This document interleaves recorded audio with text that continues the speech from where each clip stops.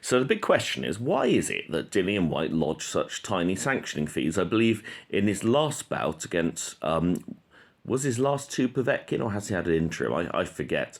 But, well, according to Frank Warren, his last one was 300k that he lodged, and the other one was around 500k, and I imagine that's probably about right. I don't think old Frankie Boy would say it if it was a lie, because, he knows a bit about a libel. So whatever, the last two bouts, he has lodged, we're talking about hundreds of K, but not talking about millions. And I believe they were on DAZN. Were they pay-per-view or were they just on DAZN? I think they're both on DAZN. But anyway, I'm waffling on about it. It doesn't really matter. And the point is that Tyson Fury apparently lodged 20 mil for his last one. And I was thinking the reason was Dillian Whyte is so, I'm not going to say the swear word, but he's so peed off, shall we say, with the World Boxing Council, WBC, that he doesn't want to pay them the sanctioning fees. And that was my belief. Until I read the rules. And actually, there's almost no difference between lodging a 300,000 purse and a 100 million purse. There's very little difference in the money. It's between 15 and 20. Basically, it's about 10% that you pay, but then there's cut-off when you get up to £1 million purse.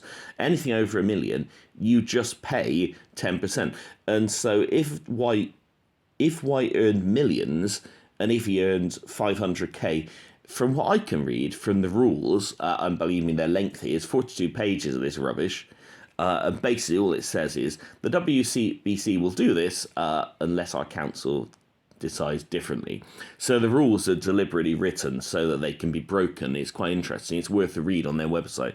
But yeah, I thought that Whyte was lodging these tiny purses so he could dodge paying the WBC large sanctioning fees, because I assumed that it's like a percentage, 10% or whatever, up until however many millions you earn. It's not really. If you look at the sanctioning fees, there's very little difference between 100k and $1 million. We're talking about like £5,000 sanctioning fee difference, and above that, you're not being asked to pay a percentage. And so I really don't know why Whyte has lodged those tiny fees. I can only look. Let's assume he has earned more money, because I'm sure he has. Otherwise, why would he have fought on DAZN? He could have fought on Sky pay-per-view and surely made millions, because people tune in to watch Whyte. So let's say he has been given a large, kickback from DAZN. He's been given, a couple of mil or whatever for his Povetkin fights and that. Is it a way of dodging UK tax law? Because in the UK, you may not know this if you're in the US, but you pay, I believe, I'm not in the bracket, unfortunately, when you're earning more than like about 60 grand a year or something, you're paying like 50% tax. Literally half your money goes on tax. And so if you're paid £1 million purse, you're only going to get half of it. So I just wonder whether Dillian Whyte is getting paid by, and this is all allegedly, this is just me speculating, I'm not making any allegations here, but maybe Dillian Whyte is getting his money paid into some account in the Cayman Islands or in Bermuda or somewhere, one of these British overseas territories, or maybe even in America. I don't know about their tax laws, via some subsidiary. We know DAZN is worldwide. Maybe he's getting it paid in Italy in his Italian account, because they have a big division there, or Japan, I don't know, somewhere else where the tax laws mean he can keep his purse and he's not giving half to the tax man. And if that's the case, he's not going to want to declare all that kickback, is he?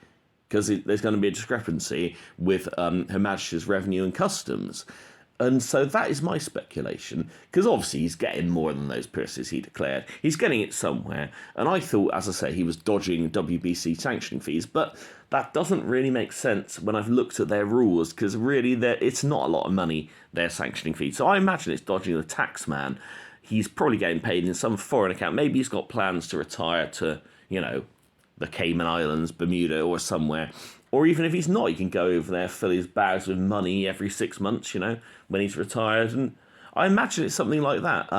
I would imagine it's a tax dodge. In which case, it makes you wonder, why isn't Fury doing that? Why has Fury declared his 20 mil purse, according to Frank Warren? It may not be true, but that's what he declared. According to Frank Warren. Maybe Fury isn't as savvy with his money. I mean, he claims he can't read, which I very much doubt, but he has claimed that to Kugan Cassius, but he might have been tongue-in-cheek. You never know with Fury.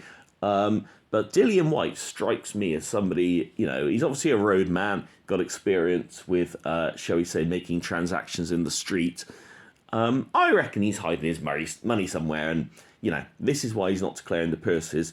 In which case, look, he should just take the damn fight, accept the 80-20. I know it's unfair, and obviously he's risking his life. He's paid the sanctioning fees. He's done his time. He should get his fight. But frankly, if he believes he can beat Fury, do it. He's obviously made, he's got generational wealth already. Although if he thinks there's a chance of winning with the arbitration, well and good. And obviously the WBC are screwing him over, no doubt about it. But he could just slap them back in the face and say, hey, give me whatever you want. I'm still going to beat Fury. And wouldn't that be great if Dillian Whyte becomes the WEC champion and he has to put on that tie, that green tie from Mauricio Sullivan, and Mauricio Sullivan has to say, hey, you have another great champion when he hates this dude's guts. It'd be amazing. So come on, let's get this fight on. Fury against Dillian Whyte. Let's not worry too much about the money. If he can do arbitration for a month or two and get it, fine. If it's going to drag out for years, no, just accept it, just do it, do the fight, because otherwise you're faffing around not fighting and you're losing money then, because you're training, you're paying your living expenses, you're not bringing any money. So surely 20, if the pot is 20 or 30 million, which it very well could be given UK pay-per-view, it's going to be big for this fight. Even 20% is not going to be a small amount of money. We're still talking probably in the millions. So, let's just get this fight on. But anyway, that's my take. You guys have a little read of the WBC rules on the website, not hard to find. Horrible to read. Nearly put me to sleep several times reading them. But it is interesting. When you finally get down, it's about page 38, I think, or it's in the late 30s, early 40s. Right at the end, it comes to the sanctioning fees. Have a little look at that. It might interest you. Okay, big up, guys.